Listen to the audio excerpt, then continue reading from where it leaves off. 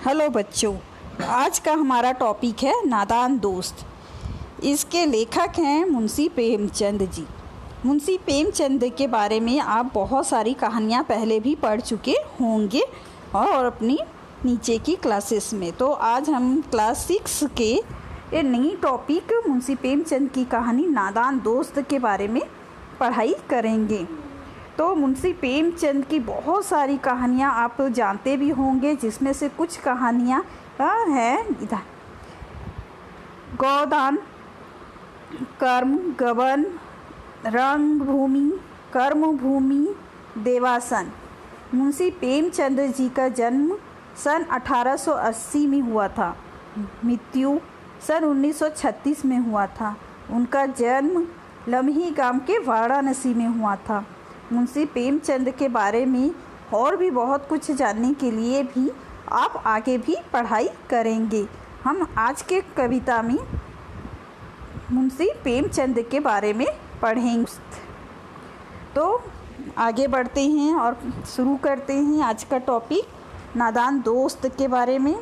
नादान दोस्त, यहाँ पे नादानी जो होती है वो बच्चों में पाई जाती है। आप जैसे छोटे छोटे जो बच्चे होते हैं वो बड़े ही नादान होते हैं। उनकी नादानी के देखते हुए प्रकृति प्रेमी मुंशी प्रेमचंद जी ने यहाँ पे एक कहानी के माध्यम से हमें कुछ खास बातें सिखा रहे हैं, जो हम आगे पढ़ते हैं। तो शुरू करते हैं। केशव के घर में कानिंग के ऊपर एक चिड़िया ने अंडे दिए थे।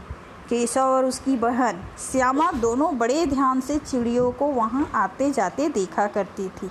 केशव जो थे वो एक छोटा सा बच्चा था, सेम आपकी ही एज का। उसकी ही भी एक छोटी सी बहन थी, जो और भी छोटी होने के कारण नादान बहुत थी। ठीक है, इसमें ये दोनों भाई बहन अपने घर के दीवार पे लगे हुए कुछ निचला हिस्से के भाग में देखते हैं कि वहाँ पे उनके घर के पास हमेशा रोज़ाना चिड़िया आया करती थी, बैठा करती थी। ये दिनचर्या वो हमेशा देखा करते थे, चलता रहता था ऐसा ही दिनचर्या। एक दिन क्या देखते हैं, दोनों भाई बहन सवेरे दोनों आंखें मलते कानिंग के सामने पहुंच जाते हैं। दोनों सुबह सुबह उठकर दीवार के पास पहुंचते हैं, अपने घर के दीवार पर के पास पहुंच जाते हैं और चिड़िया, नर चिड़िया और स्त्री चिड़िया दोनों को वहां बैठे पाती हैं। चीड़ा मतलब नर चिड़िया को कहा जाता है, और चिड़िया को तो आपको पता है स्त्रीलिंग होता है। ठीक है, चिड्डा का मैंने यहाँ पे आपको एक एक वर्ड का मीनिंग भी बताया हुआ है, जिसको आप ध्यान से देख सकते हैं। आप मीनिंग को भी याद रखेंगे। ठीक है, यही क्वेश्चन मैं आगे भी आपसे पूछूंगी, और साथ ही साथ इनके सवालों के जवाब भी आपको कमेंट बॉक्स में देने होंगे कि आपको मेरी पढ़ाई हुई चीज़ें कितनी समझ आती है। तो शुरू करते हैं आगे क्या। तो दोनों एक दिन सुबह सुबह उठकर आंखें मलते हुए अपने घर के दीवार के पास देखते हैं कि एक चीड़ा और चिड़िया दोनों बैठे हुए थे। उनको देखने में दोनों बच्चों को ना मालूम क्या मज़ा मिलता था। वो दोनों जब सुबह उठ के उन दोनों चिड़िया को देखते थे तो बहुत ही आनंद आता था। दूध जलेबी की भी शुद्ध नहीं रहती थी, अर्थात उनको खाने पिलाने की भी शुद्ध नहीं रहती थी। शुद्ध यानी कि ध्यान कभी नहीं रहता था। वो चिड़ियों को इस तरह से निहारते थे कि उनको खाना पीना भी भूल जाते थे, अच्छे अच्छे पकवान भी भूल जाया करते थे उन दो चिड़ियों के आगे। दोनों के दिल में तरह तरह के सवाल उठने लगे। तो बच्चों देखो, वो दोनों छोटे बच्चों के मन में किस तरह के सवाल उठ रहे थे। तो हम आगे पढ़ते हैं, क्या सवाल थे वो। इससे पहले आप भी कुछ सवालों के जवाब दीजिए जो मैंने अभी अभी पढ़ाया। इस पाठ के लेखक कौन हैं? चिड़िया ने अंडे कहाँ दिए थे? अंडों को कौन ध्यान से देख रहे थे? बच्चों को किस बात की सुध नहीं थी? तो ये 4 सवालों के जवाब आपको कमेंट बॉक्स में ज़रूर देने हैं। इसके आगे हम पढ़ते हैं।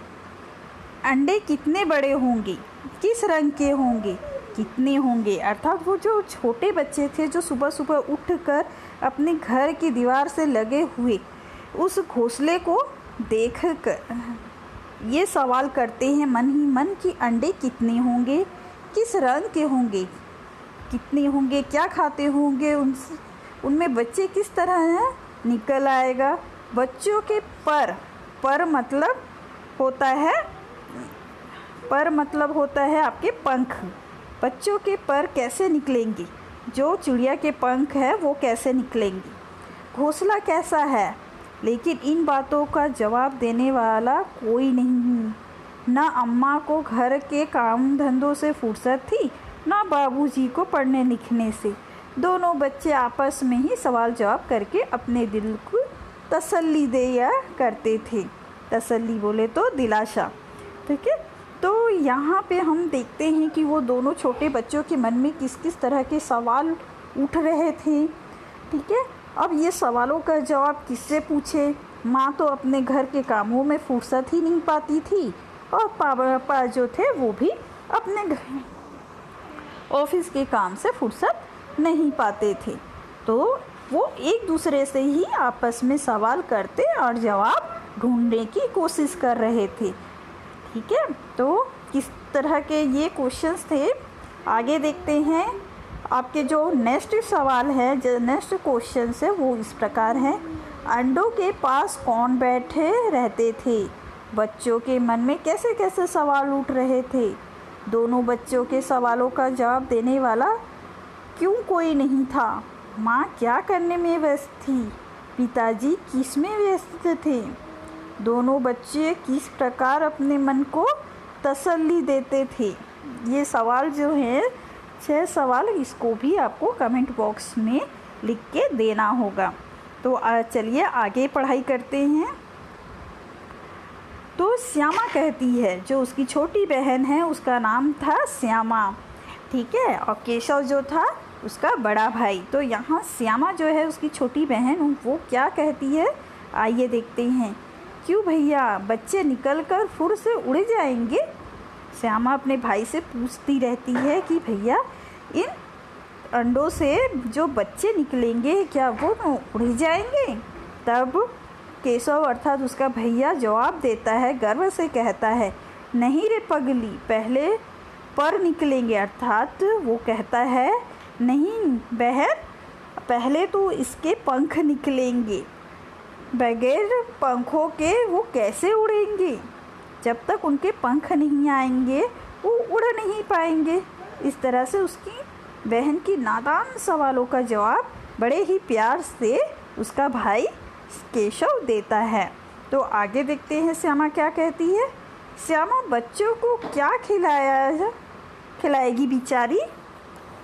अर्थात जब उसके भाई के नेक्स्ट सवालों का आंसर वो दे दिया रहता है, तब श्यामा एक और सवाल उस अपने भाई से पूछती है कि ये जो चिड़िया है ये क्या खाएगी। केशव बड़े ही प्यार से इस सवाल का भी जवाब देता है। इस पेचीदा सवाल का जवाब कुछ न दे सकता था। अर्थात थोड़े गंभीर होते हुए वो चुप रहता है, फिर धीरे से जवाब देता है। इस तरह 3-4 दिन गुजर गए। दोनों बच्चे की जिज्ञासा दिन ब दिन बढ़ती जाती। अंडों को देखने के लिए वो अधीर हो उठती। अधीर होना मतलब व्याकुल हो जाना, ठीक है। उन्होंने अनुमान लगाया कि अब बच्चे ज़रूर निकल आए होंगे। बच्चों के चारों का सवाल अब उनके सामने आ खड़ा हुआ। चिड़िया बेचारी इतना दाना कहाँ पाएगी कि सारे बच्चों का पेट भरे। गरीब बच्चे भूख के मारे चू चू करके मर जाएंगे। ये जो है छोटी श्यामा का मन का विचार है, जो अपने भाई को व्यक्त करते हुए कहती है कि ये जो चिड़िया के बच्चे निकलेंगे, इनके पास तो खाना पीना कुछ नहीं है। ये बिना खाए पिए जीवित नहीं रह पाएंगे, ये तो मर जाएंगे। इस तरह की चिंता उसको सताने लगी। आगे देखते हैं। इस मुसीबत का अंदाज़ा करके दोनों घबरा उठे। दोनों ने फैसला किया कि कानिंग पर थोड़ा सा दाना रख दिया जाए। श्यामा खुश होकर बोली, अब तो चिड़िया को चारे के लिए कहीं उड़कर जाना अब नहीं पड़ेगा। तो ये जो छोटी बच्ची है श्यामा, वो खुश होते हुए कहती है कि क्यों ना इस चिड़ियों के सामने दाना रख दिया जाए, जिससे उसको कहीं भी दाना ढूंढने के लिए जाना ही ना पड़े और वो भी इस दाना को खाकर यहीं रहे। और इस तरह से सोचते हुए श्यामा बड़ा ही खुश हो जाती है। केशव, आगे केशव का नया क्वेश्चन आता है, नहीं तब क्यों जाएगी। अर्थात तब वो बोलती है श्यामा कि अब वो तो खाना खाने के लिए हम दे देंगे, उसके बाद तो ये उड़कर कहीं नहीं जाएगी, ये तो यहीं रहेगी। तो केशव इस तरह से जवाब देता है कि ये पंछियों को हम अगर खाना देते हैं तो ये उड़कर कहीं नहीं जाएगी, यहीं रहेगी इसी घोंसले पे। तो श्यामा का नेक्स्ट क्वेश्चन आता है अपने भाई के लिए, क्यों भैया बच्चों को धूप ना लगती होगी। तब श्यामा बड़े ही नादानी से अपने भाई से एक और सवाल पूछती है, क्यों भाई इन चिड़ियों के बच्चों को धूप नहीं लगेगी क्या। जो घोंसला होता है वो कहाँ पे होता है, घर के दीवार से लगा हुआ छत के ऊपर होता है, जहाँ कोई पेड़ पौधा नहीं होने के कारण उनको सूरज की किरणें डायरेक्ट पड़ेगी, अर्थात सीधी आएगी, जिससे उनको बहुत धूप लगेगी।